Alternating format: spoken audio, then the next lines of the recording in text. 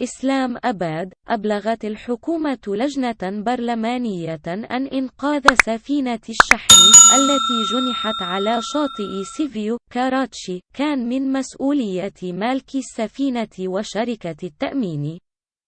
اجتمعت اللجنة الدائمة للشؤون البحرية بمجلس الشيوخ هنا يوم الأربعاء لإحاطة السفينة التي أصبحت تشكل خطرًا على البيئة.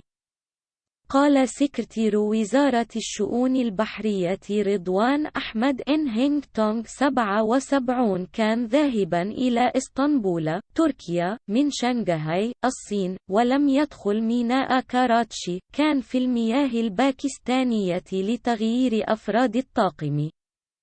تسبب البحر الهائج في فقدان السفينة لمراسيها وبدأت في الانجراف نحو المياه الضحلة. وفقا للسيد أحمد، كانت السفينة بالفعل في المياه الضحلة بحلول الوقت الذي تم فيه إبلاغ صندوق ميناء كاراتشي بالوضع.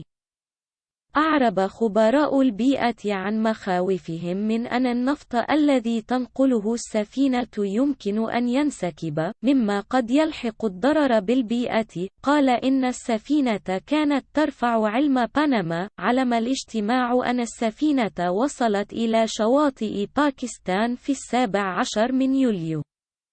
وبحلول الوقت الذي أبلغت فيه الوزارة بانجراف السفينة عند عودتها إلى المياه الباكستانية بعد أن فقدت المرساة الثانية، كان ذلك اليوم الأول من عيد الأضحى والموانئ كانت مغلقة.